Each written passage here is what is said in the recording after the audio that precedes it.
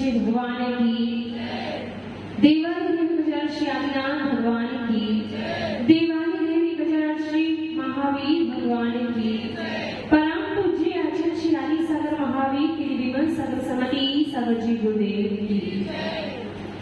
अध्यात्म में योगी मेरा तुमको नमन, अध्यात्म में योगी मेरा तुमको नमन, जीवन के शिल्पी तुमको नमन, मुक्ति के पथ के सौ सौ बारे हो नमन, तू ही मुझे पालनहारा अभिराम है, तू ही मुझे पालनहारा अभिराम है, सुंदर सागर गुरुवर तू महान है, सुंदर सागर गुरुवर तुम्हें प्रणाम है। बोले परम पूज्य अध्यात्म के वात्सल समाधि श्री आचार्य भगवान सुंदर सागर जी महाराज की, तीन कमला गुरु महाराजों की, द्वादशाम जुमानी माता की।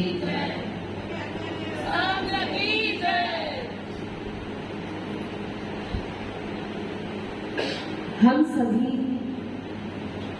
शुद्ध निश्चय से, शुद्ध निरपेक्ष द्रव्यार्थिक से हम सभी शुद्ध आत्माएं हैं और हम सभी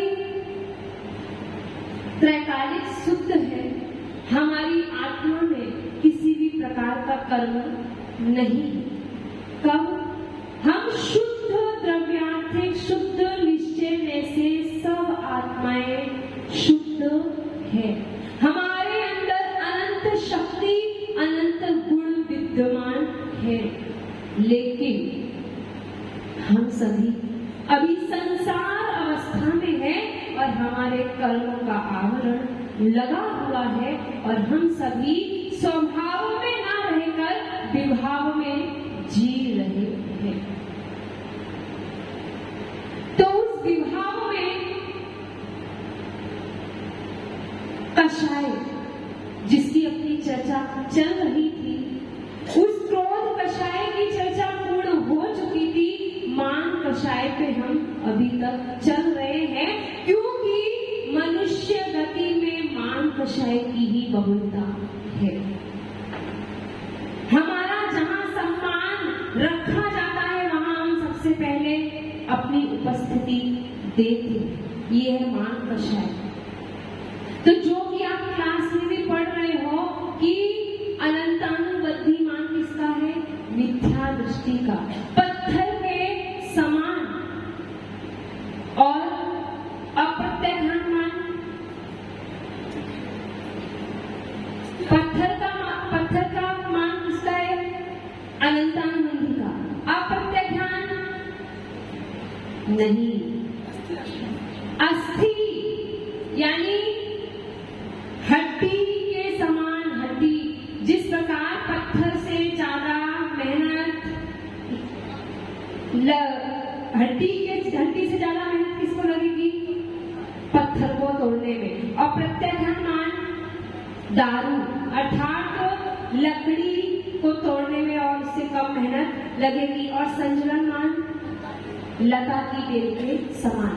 इस प्रकार से इन उदाहरणों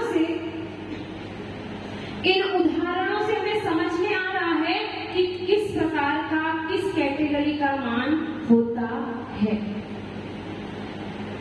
तो कहते हैं झुकता तो वो ही है जिसमें जान होती है, अकड़पन तो मुर्दे की पहचान होती है। अगर हमारे जीवन में मान कषाय बहुत ज्यादा अपना असर दिखा रही है तो समझ लेना आप कोई मुर्दे से कम नहीं। तो उस मान कषाय में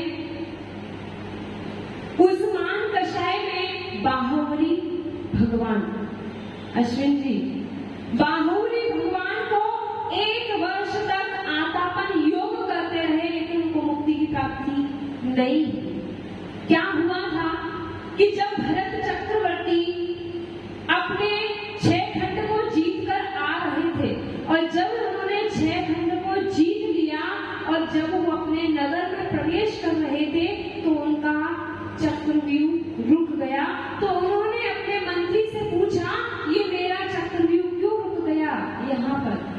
उसने बोला कि एक व्यक्ति है जो आपके आधिक्य को स्वीकार नहीं कर रहा है। तो उन्होंने पूछा कौन है? तो उन्होंने बताया कि आपका ही भाई बाहुबली जो आपके आधिक्य को स्वीकार नहीं कर रहा है। तो फिर क्या हुआ? क्या होता था पहले के समय में कि अगर आप मेरे आधिक्य को स्वीकार नहीं कर रहे हो, एक राजा दूसरे राजा को अपना आधिक्य स्वीकार कराना चाहता है और नहीं स्वीकार करके क्या करते हैं? युद्ध की तैयारी। लेकिन भरत और बाहुबली के दोनों जो मंत्री थे वो उनमें थोड़ा सा नॉलेज थी, दिमाग था, तो उन्होंने बोला कि सेना का युद्ध कराएंगे, जीतेगा तो कोई नहीं, दोनों ही अपने में सामर्थ्य है, तो इसलिए उनका युद्ध एक दूसरे सेनाओं का युद्ध ना करा के आप स्वयं दोनों ही युद्ध करें। तो 3 युद्ध हुए थे। कौन से युद्ध हुए थे? जल युद्ध, मल युद्ध और बाहु दृष्टि युद्ध। इस प्रकार 3 युद्ध हुए थे। कौन जीता था इन 3 युद्धों में? कौन जीता? बाहुबली जीते थे। तो कब क्या हुआ? भरत चक्रवर्ती का मान गलित हो गया, उसको क्रोध आ गया। तीनों युद्ध में बाहुबली क्यों जीते? पीछे कारण क्या था? बाहुबली की हाइट 525 धनुष की थी और भरत की 500 धनुष, इसलिए बाहुबली तीनों युद्धों में जीत गए और भरत जी पराजय को प्राप्त हुए। तब ये हो गया। फिर क्या हुआ? भरत के पास एक सबसे बड़ा हथियार कौन सा है? चक्र। उस चक्र से वो चाहे कि मैं इसको मार दूं तो वो चक्र जैसे ही छोड़ता है और वो व्यक्ति का मरण हो जाता है। तो भरत ने जैसे ही चक्र बाहुबली पर छोड़ा तो क्या हुआ? बाहुबली मोक्षगामी जीव थे, बाहुबली चरम शरीरी थे, उसी भव से मोक्ष जाने वाले जीव थे और उसी भव से मोक्ष जाने की अकाल मरण नहीं होता है। और वो जो चक्र था वो बाहुबली की 3 परिक्रमा देके उनके पास ही स्थित हो गया। तो क्या हुआ कि बाहुबली को वैराग्य हो गया कि एक भाई दूसरे भाई को नहीं छोड़ रहा। किसके पीछे? भोग संपदा के पीछे। तो बाहुबली को वैराग्य हो गया और वो वन की ओर चले गए और उन्होंने आतापन योग से स्थित हो गए और 1 वर्ष तक साधना करते रहे। 1 वर्ष तक वो अपने आत्मा में लीन थे, लेकिन थोड़ा सा संतुलन मान उनके दिमाग में, मन में बैठा था कि मैं जिस भूमि पर खड़ा हूँ वो भूमि भी किसकी है? भरत की है। बस इतना सा उनको विकल्प, इतना छोटा सा विकल्प उनको मोक्ष की प्राप्ति नहीं होने दे रहा था। और हम लोग क्या करते हैं? हम लोग कितने सारे संकल्प विकल्प करते हैं। अभी हम सब यहाँ बैठे हैं तो अभी चिंता है, अभी मुझे कौन सा काम करना है, अभी मुझे कहाँ जाना है, अभी मुझे किसको क्या देना है, क्या करना है, कितने विकल्प। और वहाँ बाहुबली बस इतना छोटा सा विकल्प था। क्या विकल्प था? कि मैं ये भरत की भूमि पर खड़ा हूँ, बाकी को और कोई विकल्प नहीं था। उन्हें वो इतनी बड़ी साधना कर रहे थे, उन पर लताएं, पूरी लताएं उन्होंने उनको जकड़ दी थी, फिर भी उनके मन में थोड़ा सा भी राग द्वेष के परिणाम नहीं बने, लेकिन बस थोड़ा सा कि मैं भरत की भूमि पर खड़ा हूँ। आप यहाँ ये सोचिए कि हम जीवन में, हम अपने पूरे दिन में कितने विकल्प करते हैं। अब सोचो कितने कर्म बांध रहे हो, कर्म सिद्धांत पढ़ रहे हो और कितने कर्म बांध रहे हो। यहाँ बैठे हैं, पता है धर्म सभा का समय हो गया है, 9 बजे आना है और 10 बजे छुट्टी। उसके बाद मुझे क्या करना है, सुबह से लेकर रात तक का मेरा शेड्यूल फिक्स है। तो वो बाहुबली जब उनका 1 वर्ष पूर्ण हुआ और 1 वर्ष पूर्ण होने के बाद भरत जी को लगा कि बाहुबली को मोक्ष क्यों नहीं हो रहा, तो वो भरत जी उनकी पूजा अर्चना के लिए बाहुबली के पास गए।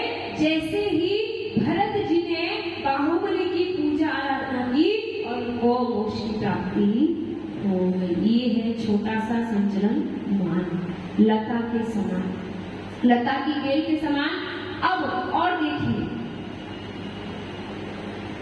एक लक्ष्मी नाम के सुंदर गांव में एक ब्राह्मण रहता था। सोम शर्मा नाम का ब्राह्मण रहता था। वो सोम शर्मा ब्राह्मण की कौन थी पत्नी? लक्ष्मीमती। आप सभी ने सुनी होगी कहानी कि लक्ष्मीमती जो थी उसको क्या था? उसमें सारे गुण थे। कहते ना, सब गुण हैं लेकिन एक तो अवगुण मिलेगा ही मिलेगा। तो उसके अंदर सर्वगुण संपन्न थी, लेकिन बस एक अवगुण था, उसको अपने रूप का बहुत मद था। उसको अपना बहुत ही घमंड था, अपने शरीर का, अपने सुंदरता का उसको बहुत ही घमंड था। तो हमारे आचार्य समंतभद्र स्वामी जो भी कल आचार्य जी आपको बता रहे थे कि 8 प्रकार का मद होता है। ज्ञानां पूजम कुलम जाते बल मध्यम तपो वपु अष्टावाशित मानिक्यम स्मर माहुगतस्मया। 8 प्रकार का मद होता है। किसी ना किसी को किसी ना किसी प्रकार का मद होगा ही। ज्ञान मद, पूजा मद, कुल मद, जाति मद, बल मद, रिद्धि मद, तप मद और शरीर मद। इस प्रकार से 8 प्रकार का मद होता है। तो जो लक्ष्मीमती थी उसको रूप का मद था, उसको अपनी सुंदरता का मद था। तो जैसे ही सोम शर्मा एक मुनिराज को परिवहन करके अपने घर में ले आया। उसको क्या होता है, पुरुषों की आदत कि उनको तो बहुत सारे काम रहते हैं, वो क्या करते हैं, लेडीजों पर छोड़ देते हैं, तुम महाराज जी का हाथ करा देना, ठीक है, मेरा तो दुकान का समय हो गया है, मेरे को तो 10:15 में दुकान जाना है तो जाना है। भले ही साधु अपने घर में चौका लगा हो, नहीं मुझे दुकान का समय है, उस दुकान खोलनी ही पड़ेगी, नहीं खोलेंगे तो हमारे 2-3 ग्राहक लौट जाएंगे। होता है कि नहीं होता है? अश्विन जी, राजू जी, होता है। मेरी दुकान का समय हो गया तो दुकान तो खुलनी ही है। क्यों? अगर 1-2 ग्राहक रुक गए, लौट गए तो पैसा गया, ग्राहक भी गया, फिर अगले दिन आया नहीं आया, भरोसा नहीं किया। तो वैसे ही सोम शर्मा एक साधु को परिवहन करके अपने घर में ले आया और बोला कि लक्ष्मीमती से कि तुम साधु को आहार करा देना, मैं जा रहा हूँ, मुझे कुछ काम है। तो वो चला गया। और लक्ष्मीमती क्या कर रही थी? उसका श्रृंगार करने का, संवरने का समय था। वो कांच में देख रही थी अपने मुख को और अपने सुंदरता को निहार रही थी। और उसी समय क्या हुआ? साधु आ गए। अब क्या हुआ? साधु आ गए, उसके पास साधु आ गए और उसने बोला कि ये क्या किया, मेरी सुंदरता में अपने, मेरा समय है, ये समय मेरा सुंदरता को निहारने का, मेरे अपने आप को संभालने का समय है। और ये साधु कहाँ से आ गए? और साधु तो उसके घर में ही बैठे थे और वो अपने कमरे में थी और वो वहां बैठी उसने गेट फेर दिया और अपने उन साधुओं की निंदा करने लगी, उन साधु के बारे में गलत सलत बोलने लगी। और उसका फल क्या हुआ? उसका फल उसको 7 दिन बाद ही मिल गया। वो साधु तो तप के सागर थे, वो साधु तो चारित्र गुणों में संपन्न थे, वो तो अंतराय करके चले गए। लेकिन उसके साथ क्या हुआ? साधु ने कुछ नहीं बोला, आपके यहाँ हम आर करने आए, आप कुछ गड़बड़ करोगे, हम कुछ नहीं बोलेंगे, आप करो, आपको उसका फल स्वयं ही मिल जाएगा। तो वैसे ही वो साधु तो चले गए और साधु चले गए, उसके बाद उसको 7 दिन बाद ही कोढ़ हो गया। क्या हो गया? कोढ़ में क्या बड़ी बड़ी फुंसी हो जाती है और पूरे शरीर से पीप निकलता है और उसमें दुर्गंध आती है। और 7 दिन बाद ही उसको कोढ़ हो गया। और ये रोग कैसा होता है? फैलता है, एक दूसरे से फैल जाता है और इतनी दुर्गंध आने लगी कि उसको कोई भी पसंद नहीं करता। उसको उस गांव से बाहर निकाल दिया। और गांव से बाहर, पहले तो उसके ऊपर पहली बात तो उसके शरीर में इतना बड़ा रोग और उसको और इससे बड़ा और रोग की उसको घर यहाँ गांव से ही बाहर निकाल दिया। तो उसने क्या किया? आत्महत्या कर ली। उसने जल के वो मर गई। और आप लोग पढ़ रहे हो, जल के मर गई, मिथ्या तो पूर्वक मर गई। और मिथ्या दृष्टि कहाँ जा सकता है?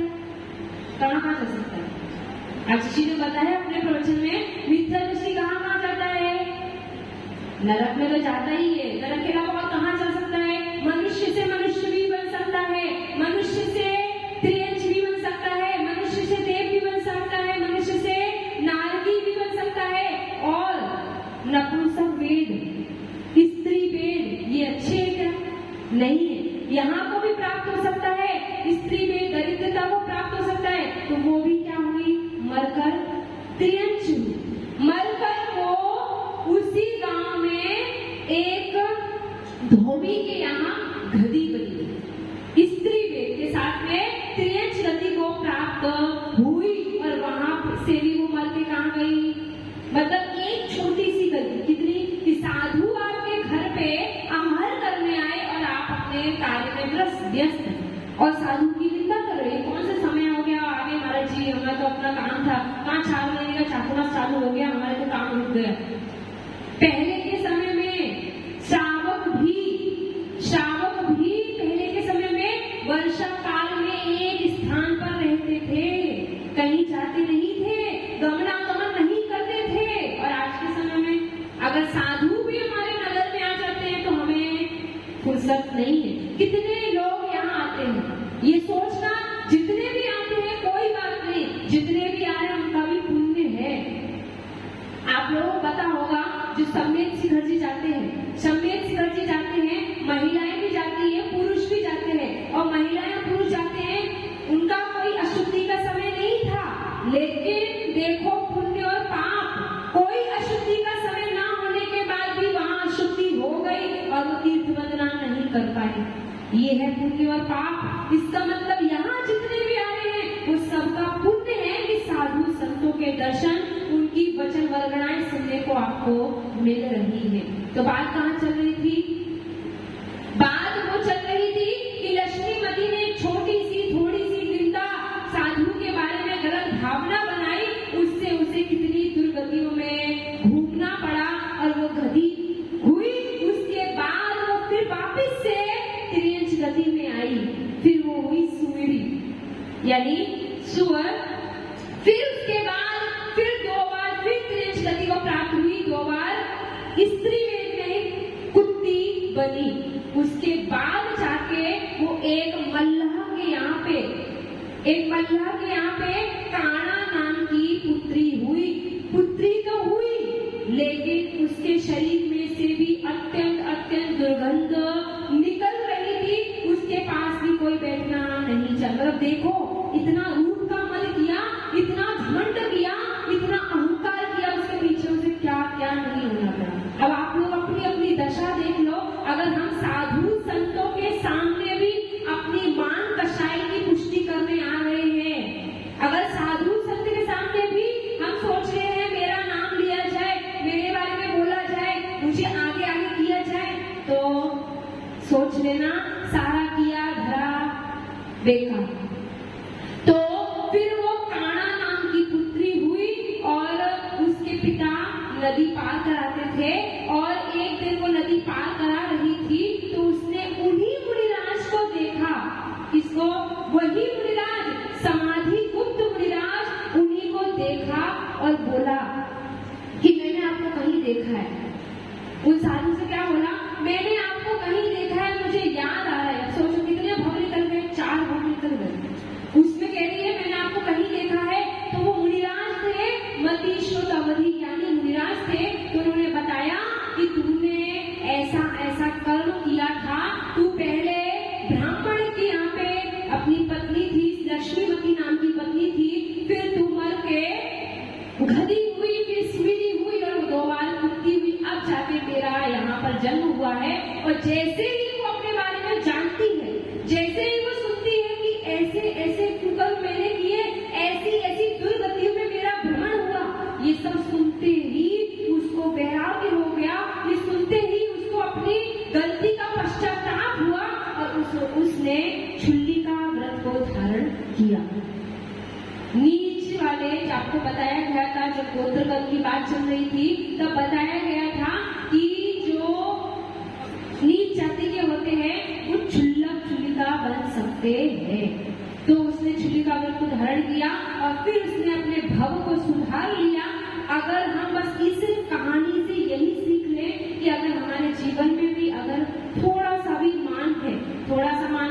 दिखा दिया बाहुबली स्वामी और बड़ा सा बड़ा मान ली है, तो आपको कहाँ कहाँ लेके जा सकता है। अगर हम धर्म सभा में सच्चे देव शास्त्र के सामने भी अपनी मान कषाय को लेके आ रहे हैं, तो सोच लेना आपका अच्छा तो नहीं होगा। इसीलिए आप लोग इस मान कषाय को छोड़े, इस मान कषाय को अपना स्वभाव ना जानकर विभाव जानकर इससे यही वृद्धि करें और अपनी आत्मा को पवित्र करें। बोलिए आचार्य भगवत सुंदर साधु जी महाराज की।